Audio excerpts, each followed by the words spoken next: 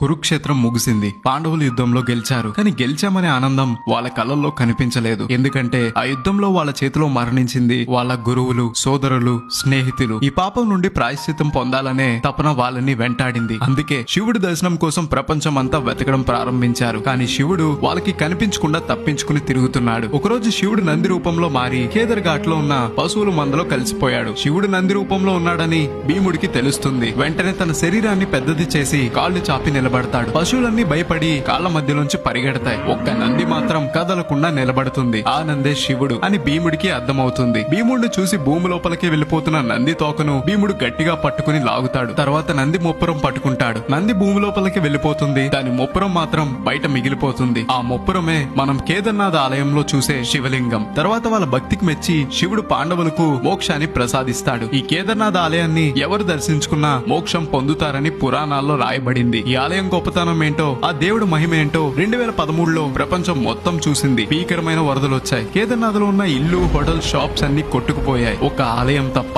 ఇది ఎలా సాధ్యమైందంటే వరదలు వచ్చే ముందే ఒక పెద్ద రాయి విరిగి కొండపై నుండి దొర్లుకుంటూ వచ్చి సరిగ్గా గుడికి కొన్ని అడుగుల దూరంలో ఆగింది. తర్వాత వేగంగా వస్తున్న వరద నీరును ఆ రాయి దారి మళ్లించింది. భీముడే ఈ రాయి రూపంలో వచ్చి ఈ క్షేత్రాన్ని వరదల నుండి కాపాడారని నమ్ముతారు. ఈ రాయిని భీమశిల అని పిలుస్తారు. కేదార్నాథ్ టూర్ మీ ఫ్రెండ్స్ తో ప్లాన్ చేసుంటే వాళ్ళకి రీల్ షేర్ చేయండి. కేదార్నాథ్ గొప్పతనం ఏంటో తెలియజేయండి. ఇలాంటి మరిన్ని వీడియోస్ కోసం కోదా స్టేషన్ ని ఫాలో అవ్వాలి మరి.